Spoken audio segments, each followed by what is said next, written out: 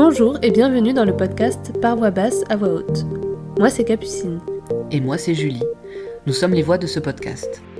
Mais des voix, il n'y en aura pas que deux. Vous entendrez au fil des épisodes différentes voix venues témoigner à notre micro pour parler de leur accouchement et de leur expérience en maison de naissance. Vous retrouverez aussi des épisodes consacrés aux sages-femmes qui y travaillent. Parce qu'en effet, il n'y a pas qu'une voie pour accoucher.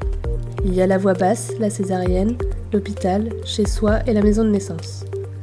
Ici, nous recueillons les récits de ces personnes, de ces couples, de ces familles ayant fait le choix d'accoucher en maison de naissance. Ce podcast est le premier à proposer cet espace de parole et nous espérons qu'il répondra à toutes vos interrogations à leur sujet. Alors cheminez à nos côtés vers votre plus belle rencontre. Bienvenue derrière les portes des maisons de naissance.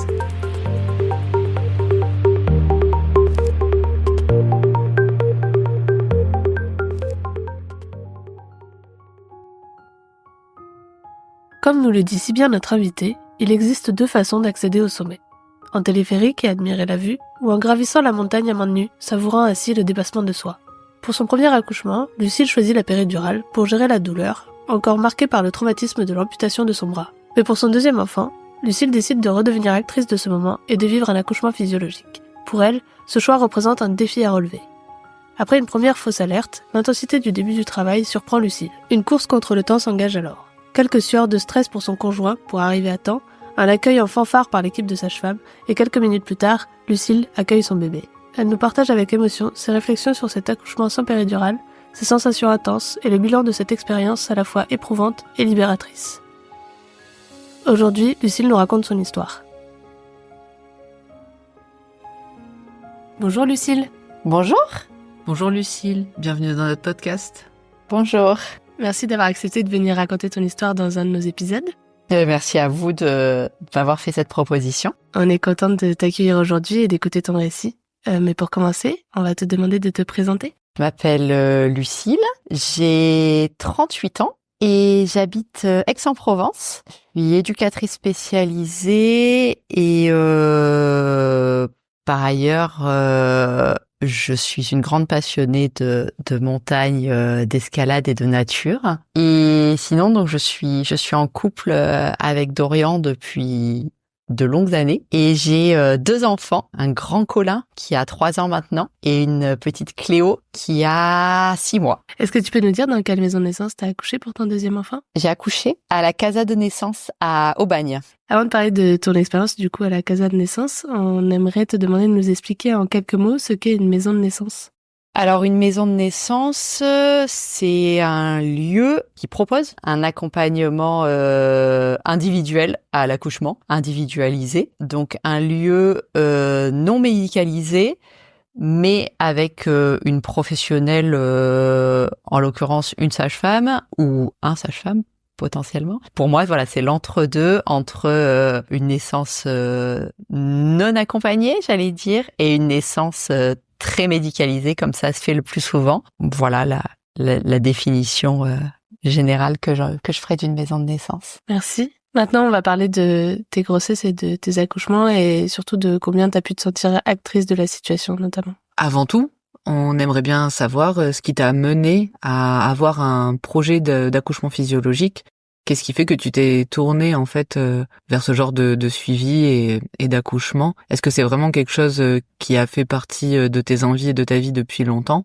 Ou est-ce que c'est quelque chose qui est venu, on va dire, de l'extérieur, suite à une lecture ou peut-être l'expérience de quelqu'un de ton entourage ? Alors, pas l'expérience de quelqu'un de mon entourage, c'est assez sûr. Par contre, je crois que c'est un mélange entre des choix de vie et entre des lectures. En fait, je crois que j'aime bien l'idée que la nature est bien faite et que le corps, l'humain, moi en l'occurrence, mais vous aussi et nous tous, sommes en capacité de faire beaucoup de choses et de s'adapter à beaucoup de choses, à beaucoup de situations. Et en l'occurrence, l'accouchement, c'est pas une situation très originale, c'est même plutôt très fréquent. En fait, je sais pas dans quel sens ça s'est fait, mais à partir du moment où j'ai conscientisé ça dans mes premières lectures vis-à-vis de l'accouchement et où du coup j'ai fait des lectures plus en ce sens de ce qu'il était possible de faire de façon physiologique en ayant le moins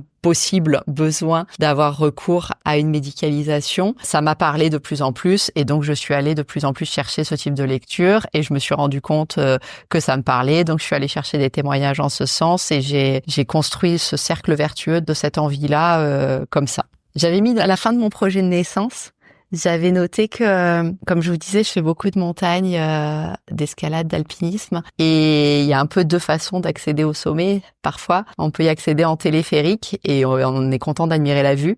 Et on peut aussi aimer en baver, moins aimer, des fois, dans la montée, se dire, mais qu'est-ce que je fais là? Mais pourquoi je m'impose ça?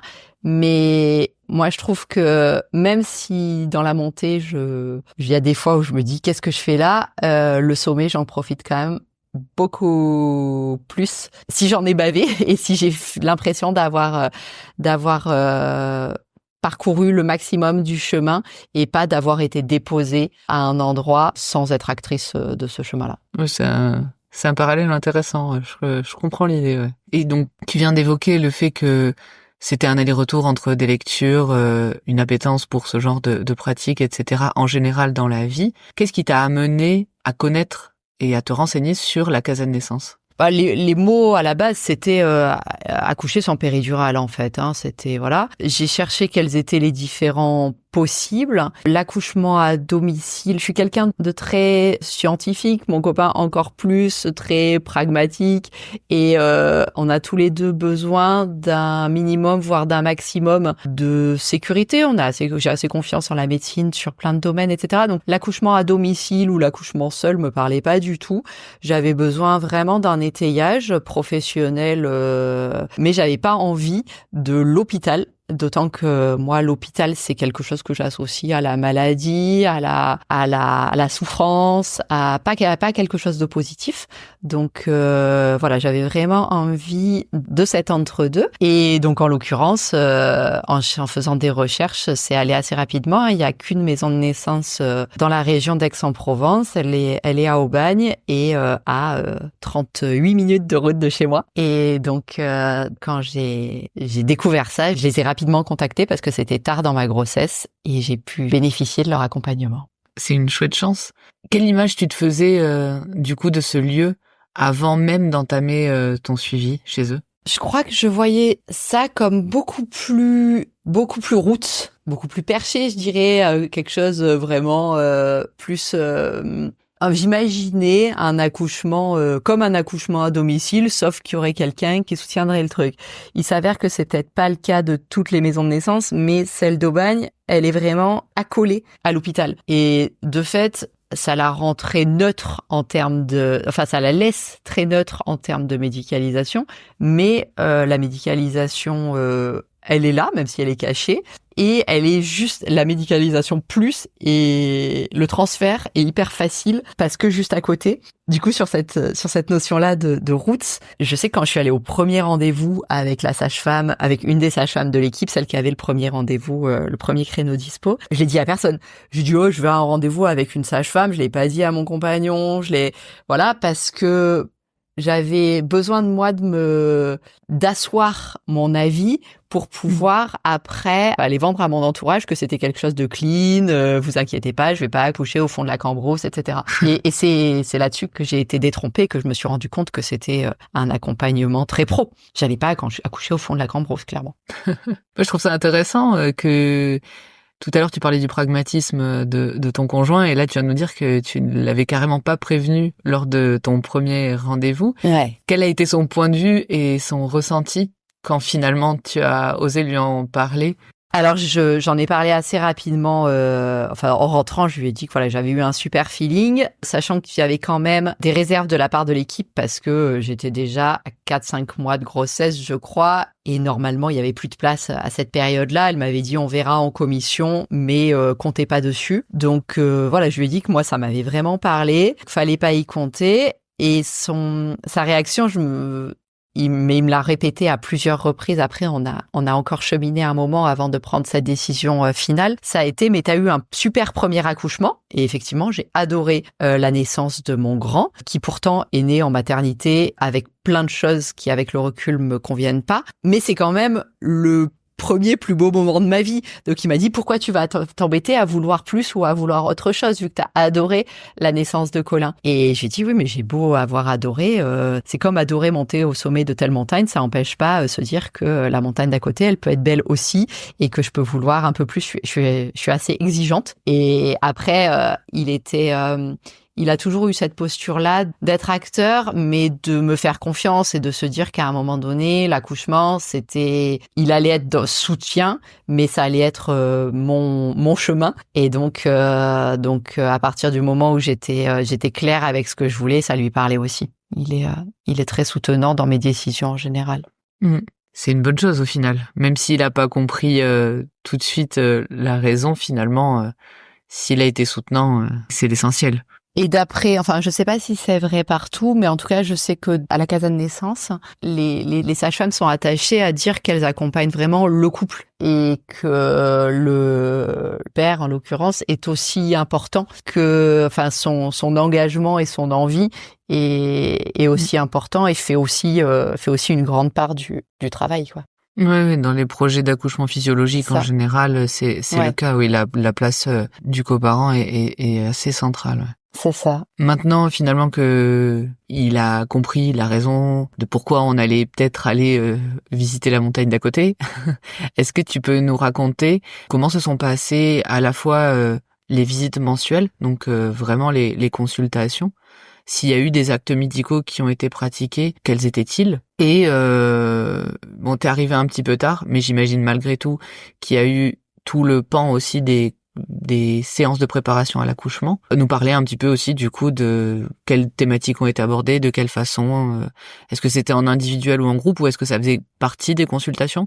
Alors oui, comme tu l'as dit, il y a cette notion que je suis arrivée un petit peu tard, qui a vraiment changé la donne dans la mesure où en fait mon premier Colin est né un peu prématuré. Il est né à 35 SA. Du coup, là, pour cette grossesse-là, j'étais accompagnée au début par une autre équipe de sages-femmes. J'avais postulé sur un plateau technique qu'on m'a refusé. Et comme je suis contente qu'on m'ait refusé ça, parce que ça m'a permis d'aller chercher ailleurs. Bref, tout ça pour dire que donc j'avais le suivi par cette équipe de sages-femmes-là et qui contrôlait bien le col régulièrement. Et quand ça a commencé à trop bouger, j'ai été mise au repos assez rapidement. Et en fait, j'ai été mise au repos quelques 15 jours après avoir eu l'accord de l'équipe de la maison de naissance d'accoucher en maison de naissance.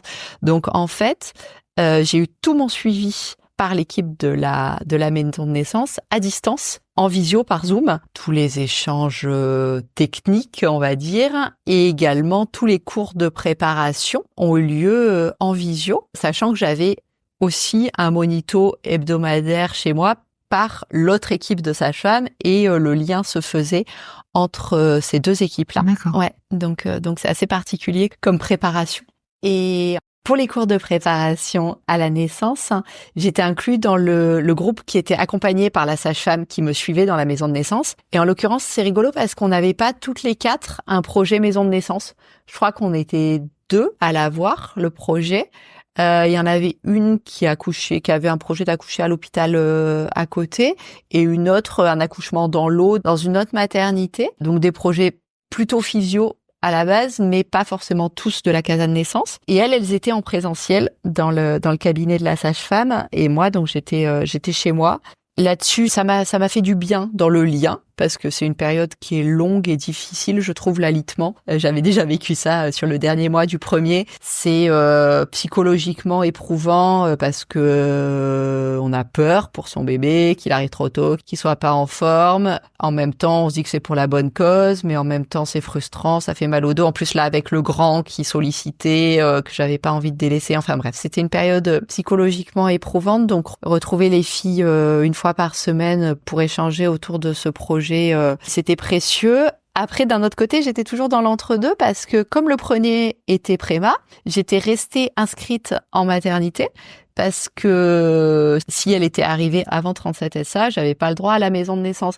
Donc j'étais un peu sur des œufs tout le long de j'ai envie mais j'ai pas trop le droit d'y rêver. C'est un peu ce dont je parlais quand je disais qu'avec mon compagnon on a cheminé pendant un moment, c'est que je suis restée inscrite dans 3 lieux en fait, j'ai fait 3 préparations à la naissance à la fois parce que je suis restée inscrite donc à la casa de naissance tout le long, à la maternité bien médicalisée dans laquelle j'ai accouché de mon premier parce que eux, ils pouvaient accueillir de la néonate, etc. Et entre-temps, je me suis dit oui, mais si jamais elle arrive avant, mais pas vraiment avant, etc. Je me suis aussi, tant qu'à faire, inscrite à une mode maternité qui n'est pas une maison de naissance, mais qui propose des accouchements plus proches de la physiologie, qui est moins une usine à gaz que la première maternité. Et au fur et à mesure que les semaines passaient, j'avais la possibilité d'aller vers mon projet. Et à 37 SA, j'ai laissé tomber tout le reste et c'était gagné. Mais en tout cas, voilà, la préparation s'est faite à distance et j'ai rencontré finalement la sage-femme qui me suivait. Ben, j'ai rencontré, c'est ça, à partir de ce moment-là, je suis allée pour la première fois,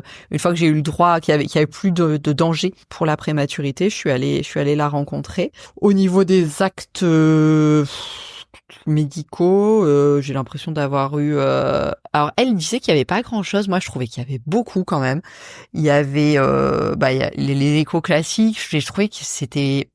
J'ai oublié, ça a dû être la même chose pour le premier, mais qu'il y avait quand même des prises de sang tout le temps. Que la base qui est demandée, elle est quand même hyper complète, hyper dense en fait, qu'on passe beaucoup. Enfin, j'ai trouvé que je passais beaucoup de temps, soit aller au labo, soit devoir faire ci, devoir faire ça. Ouais, qu'il y avait beaucoup de choses qui venaient à la fois me rassurer, parce que je crois que j'aurais eu le droit de dire non à plein de choses probablement, mais que ça me rassure aussi d'avoir ce minimum de suivi, mais à la fois à chaque fois rajouter des couches de et si, et par exemple sur le premier dépistage de trisomie 21, il y a eu on était dans le mauvais pourcentage qui fait qu'on doit refaire le deuxième labo, etc. Je trouve qu'il y a beaucoup de couches anxiogènes qui se sont, je suis pas encore claire là-dessus, mais à la fois, heureusement que j'étais en maison de naissance pour avoir moins de médicalisation qu'ailleurs, parce que déjà, je trouve que pour un truc qui est naturel et qui se passe bien dans 90% des cas, enfin, j'ai pas les pourcentages en tête, mais que si on touche à rien, on accouche et tout va bien, on en demande beaucoup quand même, juste pour le au cas où. Ouais, ça fait partie, en tout cas, de la façon dont la France aujourd'hui a fait le choix d'accompagner ça, quoi. C'est ça. Bon, après, j'avais quand même le risque de prématurité qui faisait qu'en plus, j'avais les monitos, etc. Ouais, c'est ce que j'allais dire. Ouais, t'as quand même eu une situation particulière aussi au précédent qui peut-être, du coup, induisait un suivi un petit peu particulier. Mais comme tu dis, finalement, quand t'as passé le cap des 37 semaines, t'as pu laisser tomber. Je trouve ça amusant que tu te sois inscrit même dans une maternité intermédiaire. En fait, c'est quand j'ai passé le 35 que c'était déjà waouh, trop bien. Là, je peux ne plus accoucher dans la maternité où il y a la néonate. Je peux être en, je sais plus comment ça s'appelle, le secteur 1, enfin type 1 ou type 2, enfin voilà, celle où, voilà. Et après, à 37, c'était là, je m'étais fait une liste, depuis que j'étais alitée, je m'étais fait une liste de toutes les choses que j'avais le droit de faire à 37 et je me suis lâchée. J'ai fait du yoga, je suis allée randonner, j'ai fait de la piscine, enfin yoga, piscine, escalade, tous les jours, parce que c'était cadeau. J'ai campé avec mon grand parce que je lui avais promis qu'on ferait du camping cet été et que j'avais pas pu avant. Enfin voilà, je me suis vraiment fait plaisir. Et après, c'est rigolo ou pas, mais en fait, je suis arrivée tellement proche du terme que après j'ai eu l'angoisse quelques jours avant le terme de mince, est-ce que je vais pas devoir repartir sur si on doit être sur un déclenchement, je vais pas aller me faire déclencher. Enfin, ça me parle pas du tout l'histoire du déclenchement et je vais pas devoir repartir dans un circuit médicalisé. Et heureusement, elle a pointé le bout de son nez 2 jours avant le terme. Mais la question s'est posée dans l'autre sens parce que le créneau maison de naissance, il est à la fois assez long, 4 semaines, enfin voilà, mais à la fois c'est court finalement, il faut rentrer dedans quand même, quoi. C'est juste. Pour revenir un petit peu du coup sur ta grossesse, tu l'as un peu évoqué du coup dans cette question, mais pour on va dire résumer ou en tout cas mettre l'accent sur les angoisses ou les peurs particulières que tu aurais pu avoir, ou est-ce que finalement cette deuxième grossesse, au-delà de l'alitement, tu l'as vécu plutôt bien?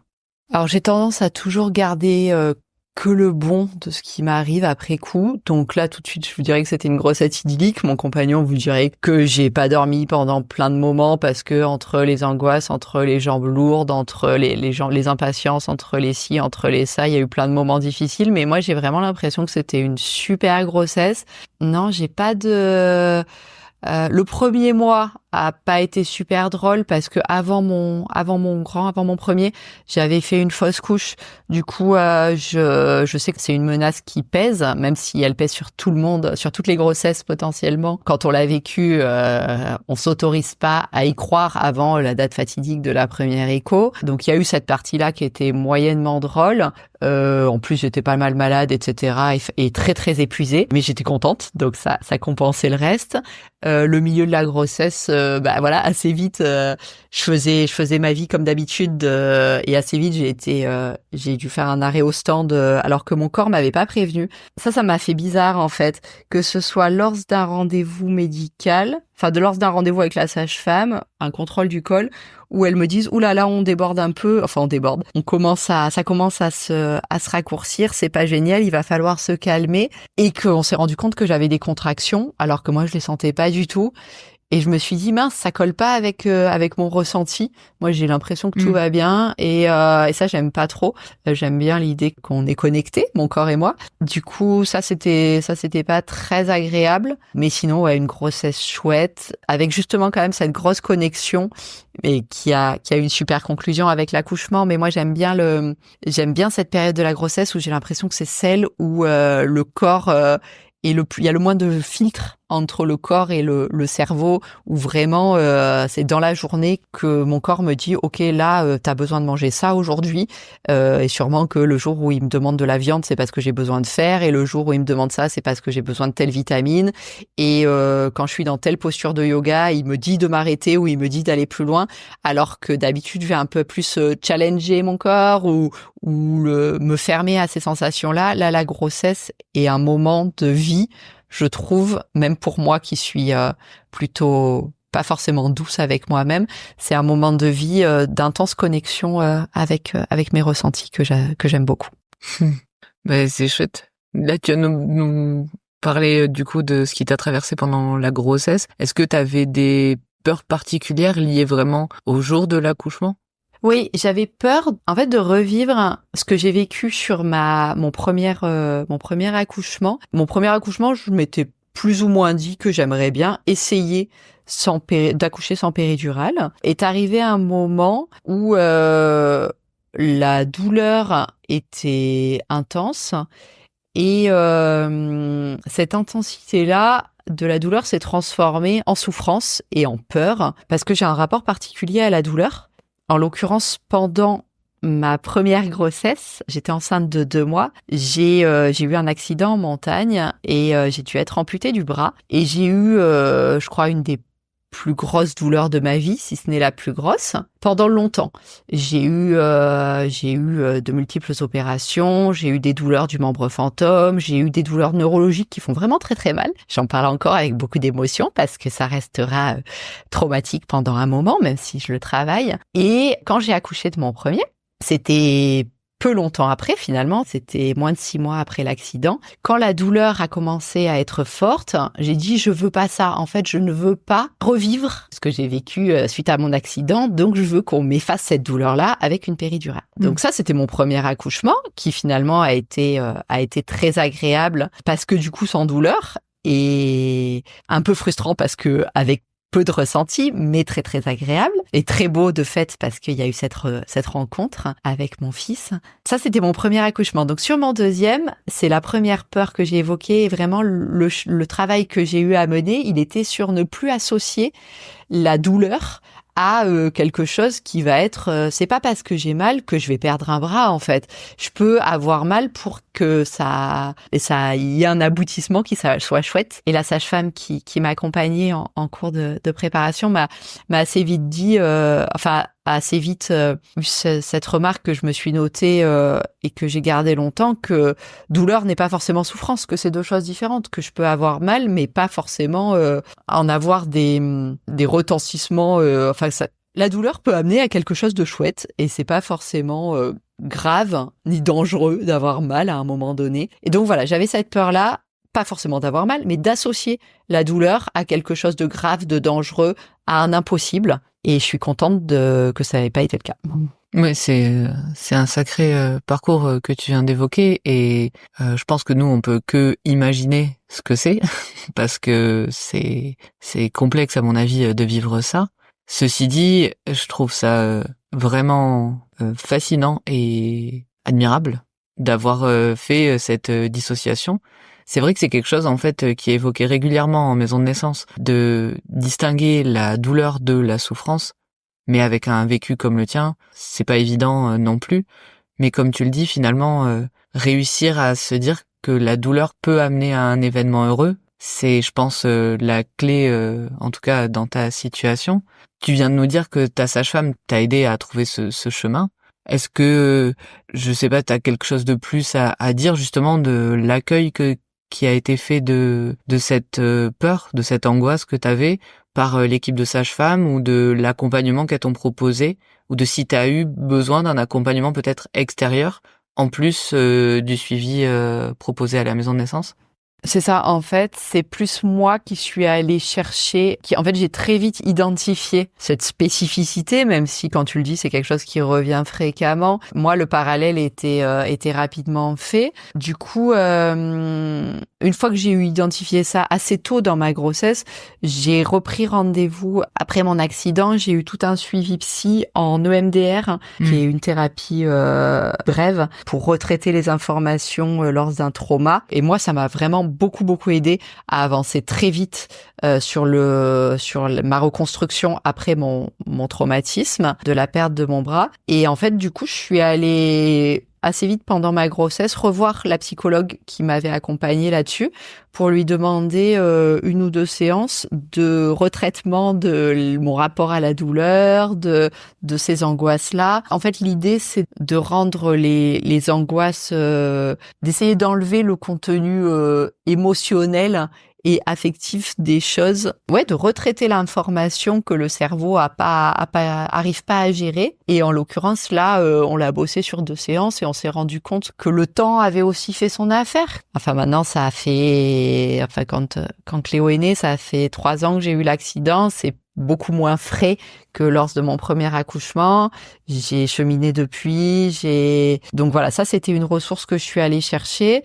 Et après, pas spécifiquement sur la douleur, mais j'ai beaucoup bouquiné sur la physiologie de l'accouchement, sur les livres classiques. J'imagine que tout le monde lit, mais la naissance en BD, les 4 BD qui éclairent bien ce qui se passe dans le corps. Les livres des sages-femmes, là, j'accouche bientôt, que faire de la douleur. Enfin, la sage-femme américaine aussi, là, qui est super, retrouver le pouvoir de son corps, je crois que ça s'appelle. Enfin, tous ces témoignages qui montrent que c'est possible, que c'est, ok, la douleur, ça existe, mais que c'est naturel, j'ai l'impression que moi, ça me rassure d'engranger des témoignages positifs pour me rendre compte que je peux m'appuyer là-dessus, sur ces expériences-là. Et je pense que ça a continué à asseoir mon projet. Après, concernant l'accompagnement de l'équipe de sages-femmes, elles étaient plus à l'écoute des questionnements, et comme j'allais pas forcément chercher à cet endroit-là, je prenais ce qu'elle m'a apporté, mais j'allais pas forcément chercher à cet endroit-là. Du coup, j'ai pas forcément eu l'impression d'avoir plus un besoin que ça à leur endroit. Entendu. Mais en tout cas, c'était une sacrée grossesse qui a été bien accompagnée. Après, c'est cadeau, c'est aussi grâce à ce parcours-là. Enfin, je l'ai appris que le jour de mon accouchement, mais que j'ai eu cette place en maison de naissance. En fait, peu après avoir accouché, on a discuté avec la sage-femme qui était présente le jour même, et je lui ai dit, c'était quand même fou que vous m'accueilliez à 5-6 mois de grossesse, alors que normalement, une maison de naissance, enfin, nous, il y en a qu'une dans la région. Je sais pas comment c'est ailleurs, mais si tu t'inscris pas à ton 2e mois de grossesse, au dernier délai, ça, c'est très compliqué. Et en fait, elle m'a dit que l'équipe avait été touchée par mon parcours, et cette notion-là de reconstruction, ça leur parlait. Et du coup, moi, j'ai été d'autant plus touchée d'avoir été accueillie là-dedans, et c'est une belle rencontre aussi avec cette équipe-là qui a entendu ma demande et mon besoin, et où on a pu aller jusqu'au bout ensemble. Ouais, ce que j'allais dire, je pense qu'en effet, c'est la reconstruction. Elle doit être incroyable, mais tu vas nous le raconter incessamment sous peu ce que tout cet accouchement t'a apporté. En tout cas, après toute cette grossesse, après toutes ces lectures, avec tous ces accompagnements en visio et à la fin, même toutes les activités que tu t'es octroyées les 37 semaines passées, est-ce que tu te sentais prête, du coup, à vivre cette aventure à la Casa Naissance? Ah oui, j'étais impatiente. Le dernier mois, je l'ai adoré parce que j'ai eu l'impression, pareil, de réparer quelque chose de ma première qui m'avait été volé par la nature, hein, de ma première grossesse où j'avais pas eu le temps de me préparer psychologiquement qu'il était déjà là. Enfin, je pense qu'on n'est jamais prêt. Enfin, j'aurais jamais été prête, mais là, il n'était pas censé arriver si tôt. Et là, quand le dernier mois a commencé à arriver, il avait tous ses inconvénients de pesanteur, de plein de choses, mais il avait chaque jour, c'était waouh, il existe quoi. Je traverse ça et c'est trop bien. Et j'ai eu des contractions à peu près tout le temps. Et à chaque fois qu'il y avait quelque chose qui se mettait en route, je me disais waouh, ça va arriver. Et c'est trop bien si ça arrive aujourd'hui. En même temps, j'ai encore envie de prolonger ce que je suis en train de vivre, de savoir que ça va arriver, mais que ça arrive pas. Enfin, j'ai vraiment ce souvenir-là d'une hâte et d'une impatience, mais en même temps, pas non plus. En même temps, d'avoir envie de savourer aussi ce que je traversais. Donc vraiment quelque chose de chouette. Et du coup, après avoir pu savourer pendant tout un mois et avoir pu même passer du temps avec ton petit grand, c'est ça. Le jour est arrivé. Est-ce que tu pourrais nous raconter le jour J? Alors, il y a eu un faux jour J, en fait. Il y a eu... alors, ce qui est particulier, déjà, je sais pas si c'est notable et à noter, mais c'est que le terme était mi-septembre. Du coup, la logistique avec le grand faisait qu'on avait besoin de le faire garder. Et comme ça pouvait arriver à partir d'août, on a dû établir un planning auprès des grands-parents, des voisins, des nounous, de se dire qu'il y ait toujours quelqu'un qui soit de garde, plus ou moins pour garder le grand quand ça arriverait. Et le 1er septembre, donc 15 jours avant le terme, j'ai eu une vraie alerte. L'équipe de sage-femme m'avait dit pour le deuxième, faut pas traîner. Moi, si je m'étais écoutée, je leur avais régulièrement dit j'ai tendance à avoir envie de faire le plus possible de travail à la maison. J'ai tellement lu des expériences qui se passaient mal parce qu'on allait trop vite dans les lieux, etc., que j'avais envie de faire le maximum de travail à la maison. Les filles me disaient attention, c'est le deuxième, vous habitez pas trop près, il faudra pas trop traîner. Bon, là, il s'avère que ce jour-là, j'étais allée nager le matin et pendant tout le temps où je nageais, j'avais commencé à sentir que j'avais vraiment genre une contraction toutes les 2 longueurs. Donc, je me disais là, ça doit commencer à être que c'est vraiment régulier et proche. En rentrant à la maison, j'avais lancé un timer et effectivement, c'était toutes les 5 minutes pendant 2-3 heures. Mais des contractions, moi, je sais que j'ai une contraction parce que mon ventre est durci. C'est pas non plus, c'était pas douloureux ou mobilisant. Mais bon, dans le doute, j'avais dit à mes parents d'aller chercher le petit chez la nounou et à mon copain qu'on allait appeler les filles.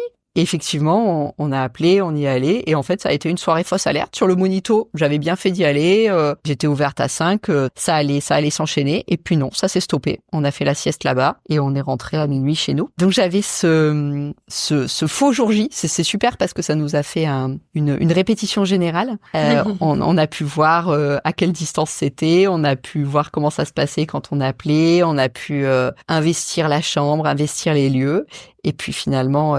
rentrer à la maison. Donc ça, c'était sur la fausse alerte. Donc j'ai continué à faire ma vie. Elles m'ont dit, c'est pertinent de venir sur ce timing-là de contraction. Une contraction toutes les 5 minutes pendant 2 heures, c'est carrément pertinent de venir. Il faut peut-être qu'elle soit un tout petit peu plus forte, soit un tout petit peu plus... Ça dure un petit peu plus longtemps, le grade juste au-dessus, mais en même temps, elle me connaissait et elle savait qu'il fallait pas non plus me dire attendez d'avoir vraiment mal, parce que moi, normalement, le moment où j'ai mal, c'est le moment où j'accouche. Et effectivement, c'est un peu ça. Donc, le jour J, c'est le 14 septembre. Mon terme était le 16. Et les 15 jours d'avant, j'avais fait de l'acupuncture avec une autre sage-femme pour commencer à dire au corps que c'était bien s'il lançait les choses doucement.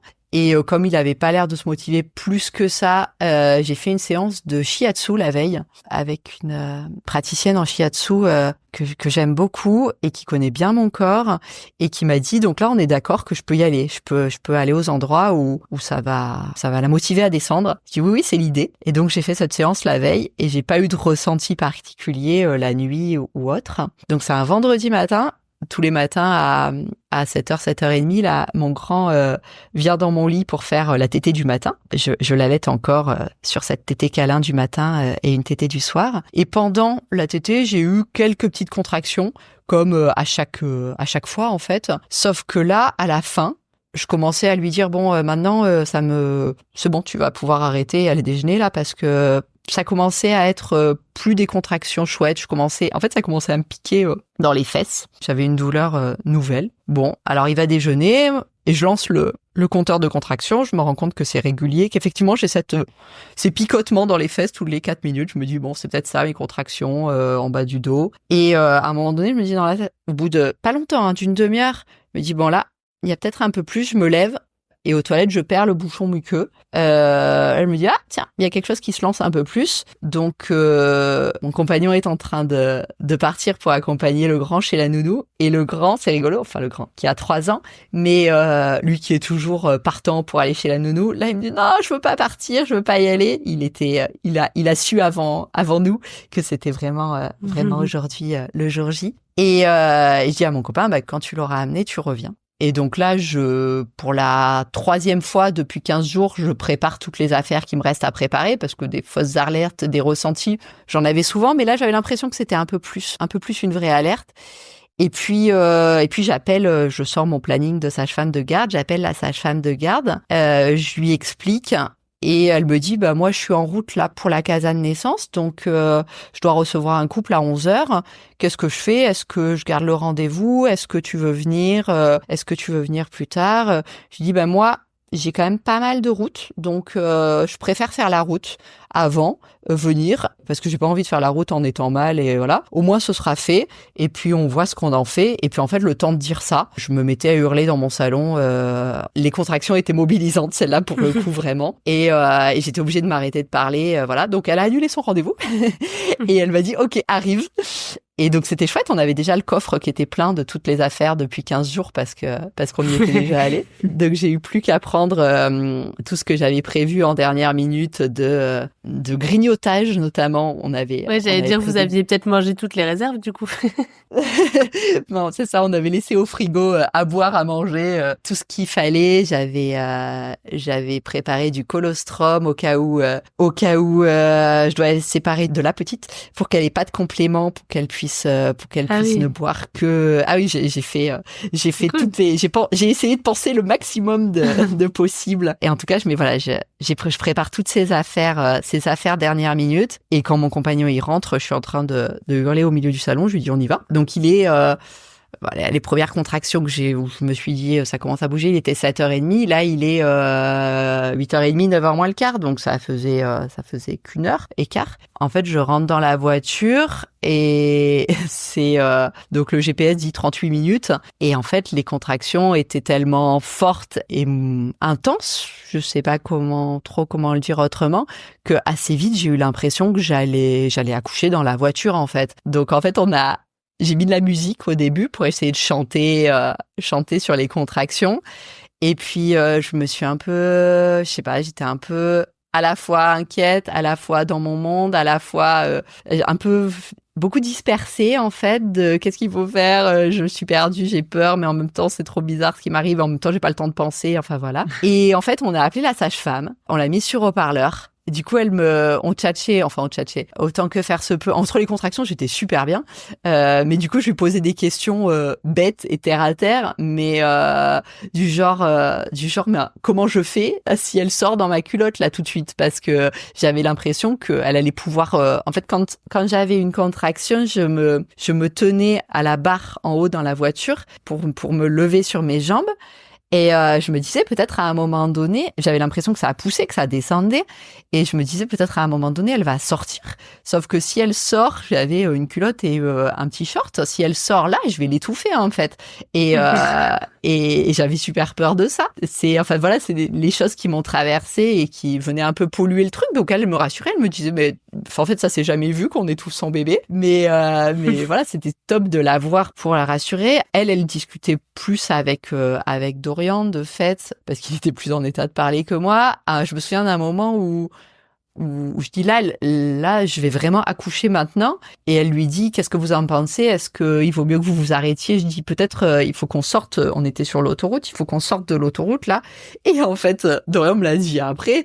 Il m'a dit, mais moi, quoi qu'il arrive, quoi que vous auriez décidé toutes les deux, moi, je ne sortais pas, en fait. Je ne voulais pas, moi, t'accoucher sur le bord de la route. Donc, moi, lui, à partir du moment où on était lancé, on allait jusqu'au bout. Et puis, point barre. Et mon corps, mes hormones et tout ça ont bien fait le job dans la mesure où ils ont attendu que je sois dans des conditions chouettes pour passer à la phase d'après. La sage-femme m'a dit que dans la voiture, elle a ressenti le moment au téléphone où j'ai basculé alors j'ai plus le nom des hormones en tête, mais des hormones du ça va pas, voilà, à celles qui sont chouettes et qui font un peu planer et qui permettent de prendre les choses de vivre l'accouchement de façon plus sereine et voilà, je suis passée peut-être de l'angoisse à l'euphorie en tout cas moi j'ai ce souvenir de la sortie d'autoroute où on arrive à un rond-point et là mon compagnon dit à la sage-femme il y a un peu de trafic. Et là, je lui ai dit, mais en fait, t'en as rien à battre, tu mets les warnings et tu les doubles tous. Et j'avais vraiment plus aucun respect pour personne d'autre. Il y avait plus que moi, mon accouchement et ce qui se passait dans mon corps. En mode animal, quoi. C'est ça. Des inhibitions totales. Ah, mais totales. Il y avait plus rien qui existait d'autre que il faut que j'arrive, il faut que je sois bien, il faut que tout se passe bien pour moi et tout le reste, c'est pas grave, en fait.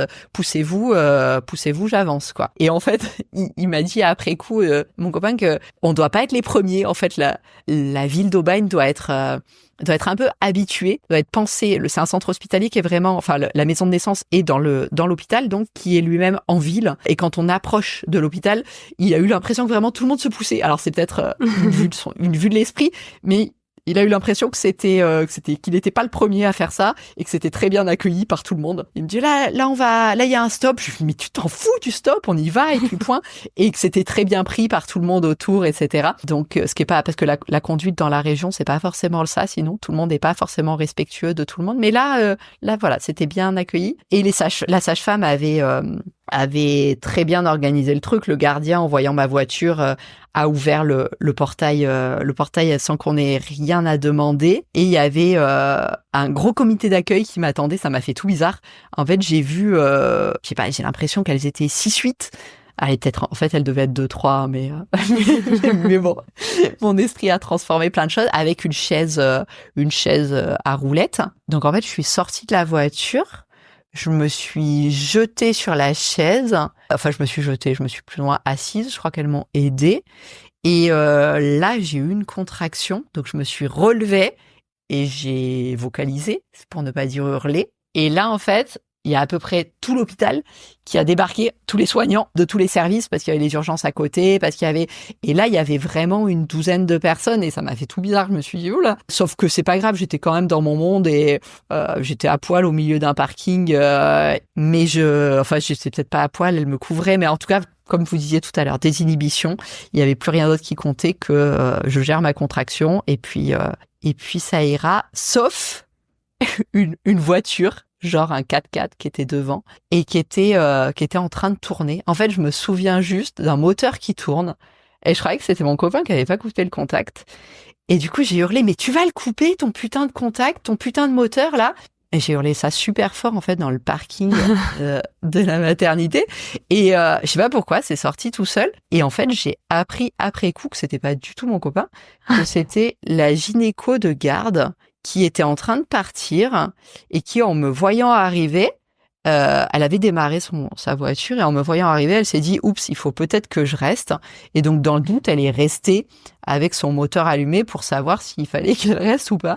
Donc, avec le recul, je me dis que c'est pas plus mal que j'ai pas eu besoin d'elle parce que Elle aurait La peut-être première pas aimé, impression, c'est spécial. ça- Entrer en la matière particulière. Exactement, ouais. Mais voilà, en tout cas, j'avais pas de pudeur et c'était, enfin voilà, il y a pas de regret pour moi là-dessus. J'ai pas eu l'impression d'avoir été irrespectueuse pour autant envers qui que ce soit. J'ai l'impression d'avoir juste vécu mon truc à fond. Et par contre, j'ai vraiment le souvenir de ce quand même un peu trop de monde de choses, de sollicitation, de stimulation. Et donc elle m'amène dans la casa de naissance sur cette chaise. Et là, j'arrive dans cette pièce que je connais, où je suis venue faire un cours de préparation, où j'ai déjà passé une soirée et fait une sieste 15 jours avant. Et là, c'est le soulagement, c'est bon. Là, je suis à la maison. C'est pas pour rien que ça s'appelle la casa de naissance. Là, en tout cas, je suis dans un lieu où je me sens bien et où ma fille va pouvoir naître dans des conditions chouettes, quoi. Je sais pas si je me le dis comme ça, mais en tout cas, je me souviens d'un soulagement, vraiment, en arrivant dans cette pièce et où il ne reste avec nous plus que la sage-femme et une auxiliaire puère. Donc d'un coup, on bascule en mode cocon. Il y a peu de lumière, elles ont un peu fermé les rideaux. Voilà, je me sens bien dans cette pièce. Je me jette par terre. En fait, il y a un grand lit. Donc je me jette par terre contre les bras sur le lit, à genoux par terre. Et je crois que je gère 2-3 contractions comme ça. Et à un moment donné, la sage-femme veut me glisser un drap ou quoi sous les genoux pour que je sois plus confort. Et en même temps, elle me propose, si j'ai le courage d'aller sur le lit, en fait, d'aller me mettre à 4 pattes, à genoux sur le lit plutôt, ce que j'arrive à faire à ce moment-là. Donc je me mets à genoux sur le lit avec les coudes sur un ballon, je crois, avec mon copain devant. Et là, finalement, ça dure relativement longtemps. Je crois qu'on a dit que ça avait duré 20-30 minutes. On l'a dit après coup, parce que la poche des os ne seront jamais. Donc en fait, elle descend à chaque contraction. Ça pousse tout seul. J'ai jamais eu l'impression. C'est un accouchement où j'ai jamais poussé. En fait, Cléo, elle a fait le job toute seule. Elle a. Bon, je l'ai peut-être un peu accompagnée, mais vraiment, j'ai l'impression c'est elle qui a été actrice de sa naissance avant tout. Et du coup, voilà, je gère, j'accompagne ça. À un moment donné, je trouve ça long quand même. Je trouve que à chaque contraction, j'ai quand même très mal. Et j'aimerais que ça s'arrête. C'est ce que je dis à la sage-femme. Je lui dis que j'ai envie de répit. Et en fait, entre chaque contraction, j'ai plus du tout mal. Je suis à 0 de douleur. Donc elle me dit, mais là, t'en as du répit en fait. Et effectivement. Et puis je lui dis que j'ai peur. Alors elle me demande de quoi j'ai peur. Je lui dis d'avoir encore plus mal. Elle me dit, il y a pas de raison. Et en fait, elle était vraiment. On se connaissait pas avant avec cette sage-femme-là qui fait partie de l'équipe, mais c'est pas elle qui avait fait mon suivi avant. Et elle a été au bon endroit dans son accompagnement. Alors, je pense que ça aurait été le cas de chacune d'entre elles, mais en tout cas, de chacune des membres de l'équipe, mais en tout cas, là, ça a marché. L'auxiliaire puère, elle était aussi top. Elle essayait de me mettre un monito, parce que normalement, dans cette phase-là, elles sont censées me monitorer. Elles ont un monito portatif, sauf que à chaque fois, je l'engueulais en lui disant, mais enlève ton truc là, tu m'empêches de bouger. Et elle me forçait à quoi? Rien du tout, hein. Elle me disait à chaque fois qu'elle arrivait à entendre le cœur, elle me disait, ton bébé va super bien. Et moi, je lui répondais, mais en fait, je le sais. Je sais pas. J'avais quelque chose d'assez instinctif j'ai pas besoin. Je me souviens de la sage-femme à un moment donné qui me dit, tu veux qu'on regarde ton col ou quoi? Je lui dis, mais non, je sais que c'est en train d'arriver et que, en fait, on n'a pas besoin de tous les outils médicaux, les chiffres, les choses comme ça. Là, ça avait pas lieu d'être, en fait. C'était la nature, mon corps et la pitchoune qui faisait le job. Et voilà. Après, il y a eu quand même, voilà, ce dernier moment où je me souviens de la sage-femme qui me dit, pour m'encourager, qui me dit, tiens, tu peux mettre ta main pour sentir sa tête, parce qu'elle voyait la tête et elle la sentait à chaque contraction. Sauf qu'au moment où je mets la main, la petite, elle remonte à fond parce que la poche la retenait, en fait, et ça faisait vraiment le yo-yo. Et c'était un peu frustrant. Donc, la sage-femme m'a dit, en fait, il y a 2 possibilités, c'est pour accélérer les choses. Alors je lui ai dit, je te vois venir, je veux surtout pas que tu perces la poche. Elle m'a dit, ok, donc on est d'accord. Possibilité 1, non. Possibilité 2, tu peux changer de position. Et je pense que c'est ça qui a permis de la faire sortir. Je crois que j'étais plus ou moins à genoux. Non, j'étais plus ou moins accroupie En fait, j'étais sur mes genoux et mes fesses posées. Et je crois que j'ai relevé une jambe et ça a dû générer une asymétrie, je ne sais quoi, qui fait que j'ai pu accompagner vraiment là pour le coup quand je disais que c'est la pitchoune qui a fait le job. Je crois que je gérais mes contractions, mais j'étais pas avec elle. Là, je l'ai accompagnée vers le bas. Je lui ai dit de descendre. Et voilà, il y a eu cette contraction magique où elle est descendue. Et en même temps, hop, la tête est passée. Hop, elle a tourné. Hop, le corps est passé. Et hop, elle était là, quoi. Voilà. Et hop, hop, hop. Et hop, hop, hop. Voilà. C'est hop, hop, hop, mais en même temps, c'est... Et la poche des os, elle a craqué. La poche des os, elle a éclaté à ce moment-là. Ouais, quand elle a sorti la tête. Du coup, elle est nez coiffée, c'est ça? Et Ou je elle a sais pas éclaté si c'est ça justement. qu'on appelle... Je crois qu'elle a éclaté à ce moment-là, ouais. Ouais. En même temps, ouais. Yes. Et du coup, tu nous racontes beaucoup tout ce que t'as vécu en symbiose avec ta fille, mais il était où ton compagnon à ce moment-là? C'est ce que je me suis dit. Merci de poser la question parce que je me suis dit que j'avais pas parlé du tout de lui alors qu'il a géré aussi du feu de Dieu. Il était devant moi. Et en fait, non, je crois que j'avais une main sur le ballon et lui, j'avais le moignon, mon bras qui est amputé sur le ballon. Et je crois que lui, il me tenait l'autre main. Il me regardait. Il était juste soutenant du regard. C'est quelqu'un qui peut être très anxieux dès qu'il se passe des choses vis-à-vis de plein de choses et qui là avait un regard vachement serein. Et en fait, j'adore ce côté. Il m'a transmis que de la sérénité et de l'apaisement, de fait. Mais il m'a dit qu'il n'était pas inquiet, qu'il voyait que tout se passait bien. Mais même moi, quand moi j'avais peur, lui, il avait pas peur. Et donc, du coup, il m'apaisait. Et entre chaque contraction, j'avais ultra soif. Je me rappelle d'une soif intense.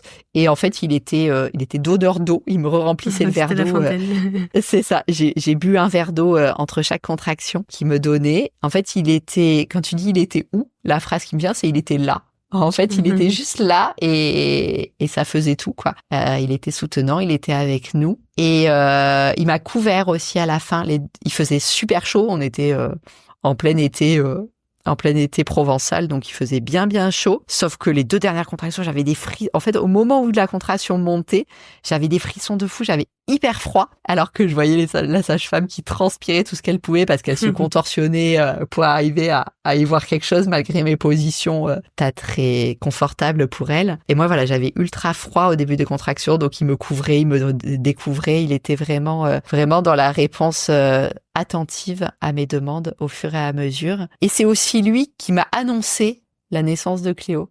J'ai vraiment ce souvenir-là que, à un moment donné, évidemment, je l'ai senti, mais après, j'ai été sonnée un peu, et c'est lui qui a dit « Oh, mais elle est là !» Et j'ai adoré ce « Oh, mais elle est là !» parce qu'en fait, il l'a vu avant moi. Moi, je l'avais senti, mais lui, il l'a vu.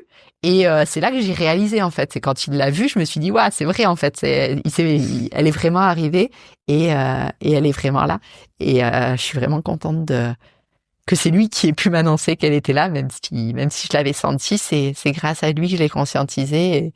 Et du coup, on l'a rencontré ensemble, quoi. C'était chouette.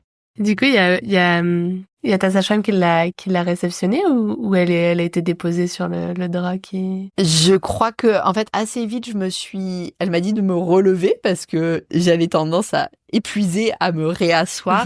Et en fait, je me suis mise sur le côté et de suite, elle me l'a posée. Je pense qu'elle l'a réceptionnée, qu'elle me l'a posée sur moi. Et je me suis tournée, mise sur le dos et on l'a mise de suite en peau à peau et on l'a couverte pour pas qu'elle ait froid. Et on s'est posé tout de suite en peau à peau, toutes les deux. Elle est venue, on l'a mise contre mon sein. Je crois qu'à ce moment-là, je me suis déshabillée parce que dans la bataille, j'étais toujours, je sais même pas si j'avais un t-shirt, mais j'avais au moins une brassière. Enfin voilà, j'ai accouché habillée. De fait, j'ai pas eu trop eu le temps enfin, j'ai accouché habillée en haut au moins. Enfin, en tout cas, je me suis installée, je me suis mise confort à ce moment-là. Et je sais pas, on a dû... Et là, j'ai un peu perdu notion du temps, de l'espace. En tout cas, je me souviens de la sage-femme qui nous dit « Ok, tout va bien.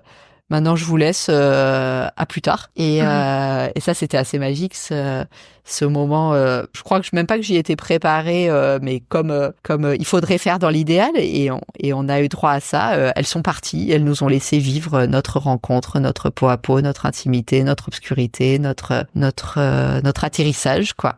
Donc ça, c'était super beau. Oui, j'imagine. Tu nous parlais tout à l'heure du coup de fil de ta sage-femme dans la voiture. Tu nous as parlé aussi de de ses propositions au moment de la poche des os, de rompre la poche des os et tout ça. Tu nous as pas trop raconté son rôle entre les deux et sa présence aussi à elle. Ben, pareil, un soutien, mais sur un autre versant. Sur le versant, j'ai ressenti de suite un grand professionnalisme. Je me suis dit, ok, je peux me reposer sur elle, elle va gérer. Autant mon copain, il gérait les émotions que je traversais et il m'apaisait. Autant elle allait gérer tout ce qui allait se passer en termes de santé de la petite. Donc voilà, je me souviens de cette proposition-là quand j'arrive tu veux que je t'examine? Je lui dis non, là, elle est en train d'arriver, il y a rien à examiner du tout. Je sais qu'elle est en train d'arriver. Je me souviens qu'à un moment donné, donc elle me propose d'aller sur le lit. Je me souviens qu'à un moment donné, elle me dit quand même c'est important le monito, donc elle me le met régulièrement, mais comme comme à chaque fois elle me dit c'est bon ta petite va bien, elle m'embête pas plus que ça. Ah oui si ça a son gros rôle, mais pareil en fait, j'ai été très directive je crois parce que mon corps me disait ce qu'il fallait faire.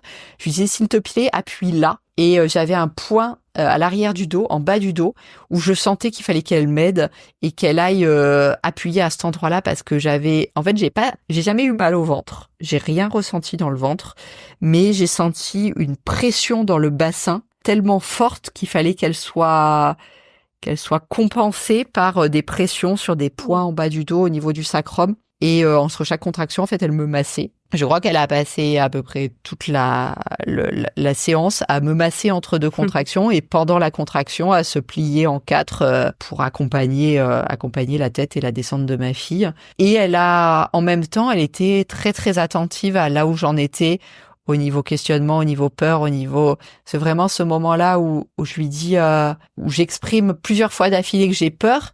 Je me souviens qu'après, elle vient me voir et qu'elle me dit à l'oreille, mais de quoi t'as peur? Dis-moi de quoi t'as peur. Et après, j'ai relu des choses et j'ai lu c'est pas bon d'avoir peur, ça génère des mauvaises hormones. Et le seul fait de lui dire, en fait, j'ai juste peur d'avoir mal et d'évacuer ça, hop, j'avais plus peur et c'était reparti. Mais, enfin, elle a vraiment été à la place dont j'avais besoin et c'était assez fabuleux là-dessus. Et bien. Après, il y a vraiment, voilà, cette notion de, je regarde une image, je pense que Dorian l'a beaucoup plus vue que moi, mais a priori, elle a une posture très gymnique. Elle nous dit qu'elle a des courbatures après chaque accouchement et jamais à des endroits, aux mêmes endroits. Et mon copain m'a dit, mais si t'avais vu, elle a vraiment fait une séance de yoga. Elle s'est contorsionnée dans tous les sens pour être toujours au plus près de toi, la position dans laquelle tu voulais être. Elle arrivait à faire son boulot en fonction de ça. C'est cool.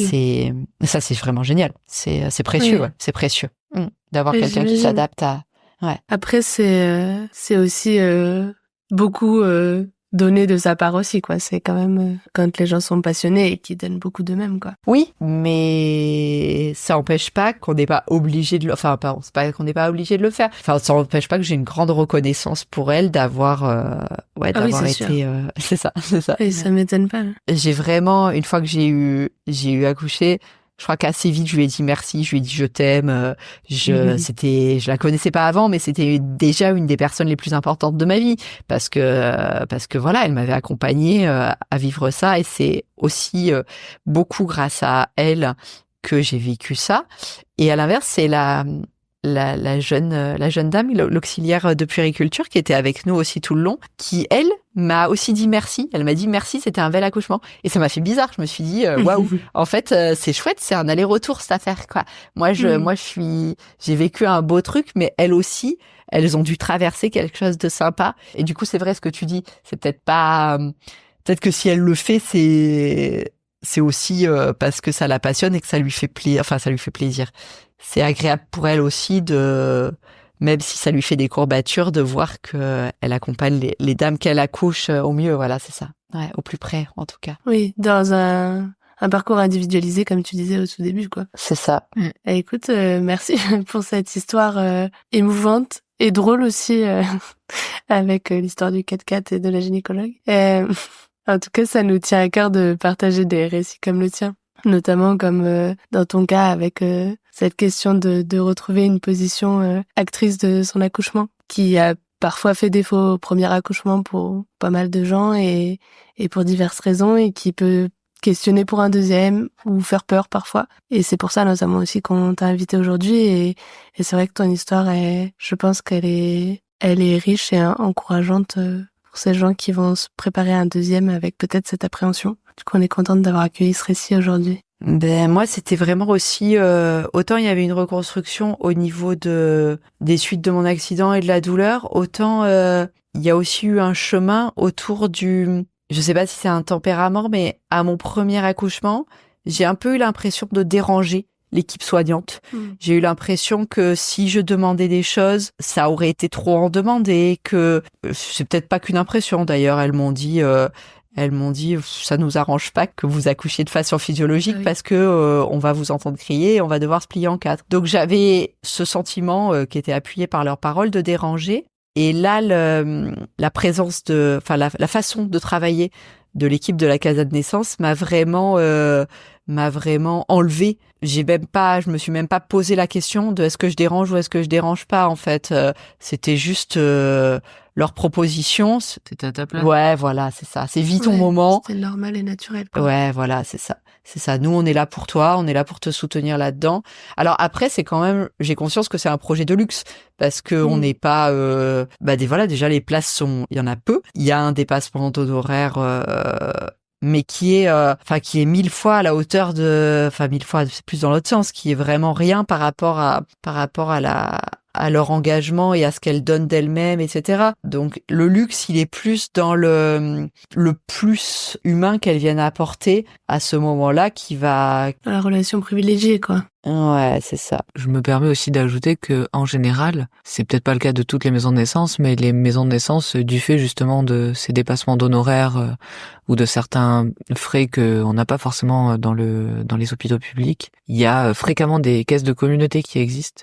Ce qui fait que même une personne qui a ce souhait intense de vivre l'expérience en maison de naissance peut toujours faire appel en fait à ces fonds de solidarité qui existent. Excellent. Parce que l'idée des maisons de naissance aujourd'hui, c'est pas de faire quelque chose d'élitiste et que ce soit vu comme un luxe dans le sens financier du terme, mais de pouvoir justement le rendre le plus accessible possible aux gens.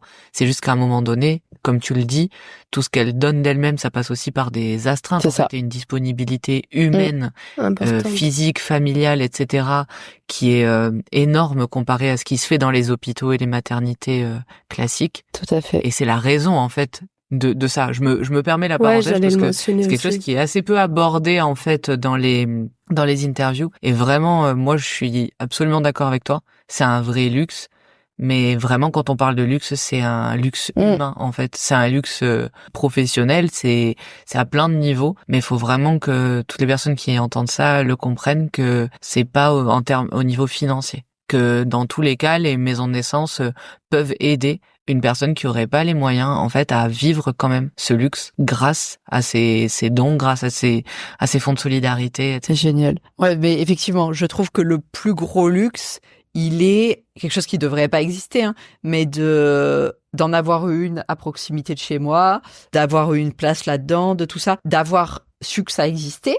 C'est à la fois un luxe, à la fois un problème. En fait, il faudrait pas, à mon sens, il faudrait que ça fasse partie des options de base au même titre que plein d'autres et que ce soit plus connu et accessible. Pour que si on veut faire ce choix-là, on puisse avoir cette porte-là qui soit ouverte. Parce que moi, avec le recul, là, je me dis qu'en fait, il y avait juste pas d'autre option pour moi et que ça n'arrivera pas. Mais si je devais souhaiter un autre enfant et que j'habitais trop loin, je serais prête à prendre un logement à proximité d'une maison de naissance juste pour pouvoir y avoir accès. Tellement je sais que c'est ça ou rien pour moi, en fait, maintenant, un accouchement. C'est ça que je veux. Et du coup, le luxe, il est d'habiter à proximité, de pouvoir se donner les moyens. Et il faudrait pas que ce soit aux personnes qui accouchent de faire ça. Il faudrait que la proposition, elle soit partout et que ce soit moins compliqué de vivre ce un pour un et de faire de ce moment un moment aussi précieux et aussi unique, quoi. Ouais, je suis absolument d'accord. Donc tu viens de nous dire ton merveilleux accouchement, tout ce que tu as traversé et tout ce que ça t'a apporté. En maison de naissance, On parle de retour précoce, il n'y a pas de séjour long, sauf dans certains cas ou pour certaines raisons. Est-ce que tu peux nous parler justement de ce postpartum immédiat, de comment ça s'est passé pour toi et ce qui a été notable en tout cas dans ce moment, et peut-être si tu as quelque chose aussi à exprimer sur les suites une fois rentré à la maison. Oui, moi j'ai eu une sorte d'ambivalence en fait juste après avoir accouché, les premiers jours voire semaines peut-être, je sais plus jusqu'à quand c'est allé, d'avoir vécu un moment magique, d'avoir vraiment eu l'accouchement dont je rêvais, voire plus, dont je n'osais rêver plutôt même, sauf qu'il était modéré, tempéré, enfin en tout cas il existait aussi une part de moi qui disait waouh, c'était trop. Mais c'était trop dans le négatif, hein. En fait, plus jamais ça. J'ai eu vraiment les contractions. C'était magique une fois qu'elle est née, etc. Aujourd'hui, 6 mois après, je vous dis c'était magique. Mais j'ai vraiment eu très très très très très très mal. Et je me dis, en fait, pour rien au monde, je revivrai ça. Et en fait, la question là, par exemple, de la péridurale et tout ça, c'est pas posé parce que j'étais en train d'accoucher déjà dans la voiture. Mais enfin, dans le sens où est-ce que pour tout le monde c'est comme ça? C'est aussi violent? J'ai eu l'impression de quelque chose d'à la fois très doux une fois qu'elle est arrivée, d'à la fois très très fort, mais d'à la fois violent. En fait, j'ai l'impression qu'il y avait un côté trop. Et je me disais, en fait, il va falloir ça aussi que je le bosse chez ma psy, parce que je vais en garder un traumatisme de cette douleur qui était trop forte. Et en fait, ça s'est, au fur et à mesure des semaines, ça s'est atténué tout seul. Dans la rencontre, dans la douceur des premiers moments avec bébé, etc. Mais j'ai vraiment souvenir d'avoir passé beaucoup de moments à pleurer en revivant l'intensité de cette douleur, de ces moments qui étaient vraiment dans le trop et qui sont allés chercher des endroits de moi qui faisaient vraiment mal. Et j'ai fait beaucoup de séances d'auto-hypnose, de sophro, de choses comme ça, pour bosser là-dessus, pour cheminer, pour évacuer cette charge émotionnelle qui était vraiment très très lourde au niveau de la douleur. C'est jamais comparable, une douleur, une personne, une autre, etc. Mais je me suis longtemps demandé, aujourd'hui je m'en fiche un peu en fait, mais si tout le monde traversait vraiment ça, en me disant, je croyais que j'étais plus solide que ça et que et en fait, si moi ça me fait ça, qu'est-ce que ça doit faire à quelqu'un qui est à la base un peu plus fragile, etc. Mais après, en fait, finalement, je m'en fiche. On s'en fiche, chaque expérience est unique, etc. Mais sur le coup, ça a été pas un regret, mais quelque chose auquel je m'attendais pas, en fait. Voilà, ce côté, c'était à la fois exactement ce que je voulais, voilà, à la fois c'était trop. Et avec le recul, non, pas du tout. C'est pas ça que je garde. Et 1000 fois, je revivrai la même chose, etc. Mais voilà, j'aime bien ne pas oublier cette face-là, ce revers de la médaille, cette face-là. Oui, très particulier. Ouais, cette face-là aussi Et qu'on oublie, comme tu dis, avec le temps, je pense aussi. C'est ça. Et par contre, je me souviens, on va dire 3-4 mois après, sur une formation en yoga où on évoquait ce qu'on avait traversé les mois précédents. Je me souviens avoir dit, et ça je le pense encore aujourd'hui, et je pense que ça va me suivre toute ma vie, avoir exprimé le fait que maintenant que j'avais vécu ça, en fait que j'ai accouché sans péridurale, que mon corps il a fait le job, je suis remplie d'une forme de... En fait, si je suis capable de ça, je suis capable de tout dans la vie. En fait, j'ai une forme j'ai une nouvelle forme de confiance en moi et j'ai surtout, je sais que cette puissance-là et ces capacités-là, je peux aller les chercher, qu'elles existent en moi. Et ça, c'est la bonne face de la médaille. J'imagine, je repense à ta pratique de l'alpinisme et tout ça, où ça doit aussi peut-être, c'est des sports qui vont chercher loin aussi, hein, comme tu disais au tout début, avec la montagne. Et du coup, si tu devais accoucher à nouveau, est-ce que tu retournerais à maison de naissance? Tout à fait. Encore une fois, ça n'arrivera pas. Mais on va s'arrêter là. On a 2 super enfants et on n'est pas tout jeune et on est super content de cette petite famille, de cette grande famille même déjà. Mais oui, assurément, c'est l'expérience d'une vie, quoi, de ma vie en tout cas. Et ouais, non, oui. C'est précieux. Ouais. La question se poserait pas, ouais. Enfin, moi, c'est une modalité. Je ferais pas du prosélytisme, je pense que c'est une modalité qui conviendrait pas à tout le monde. Et justement, cette réserve, elle est aussi là-dessus. Oui. Je dirais pas à n'importe qui, va accoucher en maison de naissance, c'est parfait. Je pense que ça, c'est vraiment moi, ça correspond à là où j'en suis, où j'en étais de mon parcours de vie, de mes envies, de tout ça. Mais pour quelqu'un qui aurait ce type d'envie et de souhait, de rapport à la vie, au monde, à son corps, à la nature, je crois que c'est vraiment un cadeau que cette proposition existe, même si elle est pas assez Oui. répandue. Le fait que ça existe est déjà super, quoi. Oui, c'est un peu ce qu'on veut dire avec le podcast, quoi. C'est venir dire que c'est un choix possible et qu'il faudrait que ça soit un choix possible C'est ça, pour toutes. c'est ça. Mais après, chacun son choix. Bien sûr. Et pour le coup, on n'est pas obligé de choisir celui-ci. Mais si seulement ça pouvait faire partie de l'éventail des choix typiques, ça serait le minimum, quoi. Exactement. Ouais. Parce que c'est quand même une expérience.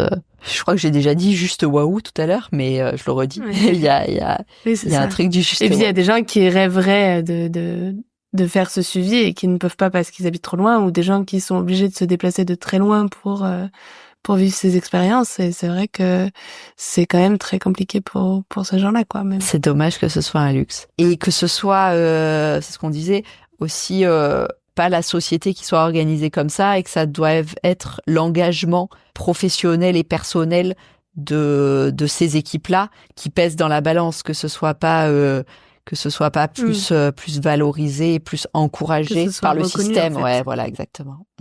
Bon, maintenant que tu nous as parlé de toute cette aventure de vie, est-ce que tu pourrais nous redéfinir ce qu'est une maison de naissance? Pour moi, ça a été vraiment l'occasion, la maison de naissance, de vivre mon accouchement et d'avoir quelqu'un au service de mon accouchement. Une maison de naissance, pour moi, c'est le lieu où j'ai enfanté en étant accompagnée au plus près de ce dont j'avais envie, de ce dont mon corps avait besoin, de ce que ma fille, en arrivant dans ma vie et dans nos vies, avait besoin. Voilà, c'est un lieu au service de l'enfantement idéal dont je rêvais. Merci pour cette définition et pour tout notre échange. Merci à vous. On espère que nos auditeurs et nos auditrices comprendront mieux la place proposée à la femme lors de l'accouchement dans les maisons de naissance et que celles et ceux qui montent un projet seront mieux informés grâce à tout ce que tu as pu nous partager aujourd'hui. J'espère aussi que c'était clair. Moi, c'est juste une super expérience que de pouvoir me replonger dans ce moment-là grâce à vous 6 mois plus tard. Merci pour cette proposition. C'est génial et si ça donne envie à d'autres, tant mieux. Mais déjà, moi, ça m'a permis de le revivre et rien que pour ça, c'était trop bien. Mais écoute, tant mieux. Quoi qu'il en soit, avant de nous quitter, on aurait 2 dernières questions, un petit peu traditionnelles dans nos épisodes. La première, par rapport à cette idée d'être actrice de son accouchement, est-ce que tu aurais quelque chose à dire à toutes les personnes qui nous écoutent et qui se préparent à accoucher et qui ont peut-être peur de pas se sentir actrice de leur accouchement au moment de celui-ci? Pour moi, ce qui était important, c'était de vraiment aller chercher tout ce qui allait me mettre en confiance et refuser, faire l'autruche sur tout ce qui allait m'insécuriser. Pour me sentir actrice, j'avais besoin de ça, j'avais besoin de renforcer ma confiance en moi, je vais y arriver, mon tout est possible, je vais être accompagnée là-dessus par mon compagnon, par l'équipe, etc. Mais je crois que pour être acteur, il faut aussi pouvoir affirmer ses choix. Et pour pouvoir affirmer ses choix, il faut croire fondamentalement en ce que revendique et en ce qu'on a envie de vivre. Et donc, je pense que c'est juste, voilà, aller chercher les endroits où les infos vont dans le sens de ce qui nous parle et vraiment fuir le reste parce que ça sert à rien. Et moi, en tout cas, pour pouvoir être actrice, ouais, j'étais contente de savoir vraiment là où j'avais envie d'aller et comme ça, je pouvais être claire sur pas me laisser embarquer à des endroits où j'avais pas envie d'aller et vraiment être maîtresse de ma vie, quoi. juste que ça m'appartienne, en fait, qu'il me soit pas volé par d'autres. Je comprends. Et en plus de ça, je sais pas si t'aurais quelque chose à ajouter, mais en tout cas, on aime bien conclure nos épisodes par savoir si notre invité a quelque chose à partager, une petite astuce ou un petit tips pour aider les personnes ou en tout cas leur donner des idées de ce qui pourrait les aider dans leur projet d'accouchement physiologique. Je m'étais ouvert beaucoup de portes, justement. J'avais préparé un page, j'avais préparé plein de ci, plein de ça. Et en fait, c'est allé tellement vite et ça m'est tellement tombé dessus sans que j'ai le temps de penser à ce que j'allais faire que si peut-être ce qui m'a aidé, ça va être d'avoir appris, mais ça c'est un chemin des années d'avant, à lâcher. Moi, je suis quelqu'un qui va être beaucoup dans le contrôle. Et en fait, j'ai beaucoup aimé dans un des premiers cours de préparation où elle nous a dit que la douleur, c'est une résistance du corps, en fait, et que plus on résiste, plus on a mal. Et que c'est une tension, la douleur. Et que quand on lâche, ça arrête de résister et ça fait moins mal. Et en fait, je crois que c'est peut-être mon plus bel outil. C'est à un moment donné, tout ce qui m'a plus appartenu, tous les endroits où j'ai laissé le corps et où j'ai laissé faire. Je suis contente d'y en avoir été capable, mais je crois aussi que je l'ai préparé en faisant pas mal de yoga. Alors hors accouchement, pas de la préparation, pas du yoga préparation, mais apprendre à mon corps à lâcher et pas être dans la maîtrise tout le temps et à lui faire confiance. Encore une fois, c'est dans la confiance. Après, ce que je voulais vous dire, c'est que c'est de la triche parce que mon plus bel outil, ça a été d'avoir mon copain qui était là et qui répondait à mes j'ai soif, j'ai froid, j'ai ci, j'ai ça, et d'avoir la sage-femme derrière qui était là et qui répondait à j'ai vraiment, enfin quand je parle d'un accouchement de luxe, j'ai vraiment eu l'impression que ça peut pas être plus soutenant et mon outil principal, il a été là en fait, il a que j'ai rien fait qu'à la fois je parle de plein de choses que j'ai fait moi, que coucou mon corps il a fait ci, il a fait ça, mais il a été en capacité de le faire que parce que j'étais hyper bien accompagnée, quoi, affectivement et professionnellement. Mais écoute, c'est une belle conclusion en tout cas. Merci donc pour ce petit tips pratique, on va dire, enfin pratique, psychologique mais pratique, et aussi ce rappel de tout ce que peut apporter de soutenant comme tu dis, et de bon en fait tout l'accompagnement, même si c'est ton conjoint, ça fait partie aussi d'un projet en maison de naissance en fait. La place du coparent, la place de la sage-femme, la place de la femme, tout ça c'est une osmose qui se crée en fait et qui amène à tout ce que tu nous as raconté en fait. Tout à fait. En tout cas, merci encore Lucille pour tout ce récit, pour tout le temps que tu nous as accordé, pour la confiance aussi que tu nous offres en venant te confier à notre micro. On te souhaite une bonne continuation. A priori, il y aura pas de troisième de ce que tu nous disais. Mais si jamais l'expérience venait à arriver à nouveau, n'hésite pas à revenir nous faire un petit coucou, ça nous fera toujours plaisir. Merci beaucoup pour votre accueil et votre disponibilité. À bientôt Lucille. Au revoir. Au revoir Lucille. Vous venez d'écouter le podcast Par voix basse à voix haute. Si vous avez aimé cet épisode, partagez-le autour de vous. C'est le meilleur moyen pour notre podcast de rester visible. N'hésitez pas à vous abonner si vous voulez être notifié des prochains épisodes. Merci encore d'être là avec nous et d'écouter ces moments de vie uniques et intenses. À la semaine prochaine pour un nouvel épisode. Et n'oubliez pas, il n'y a pas de bon accouchement. L'histoire qui compte, c'est votre rencontre.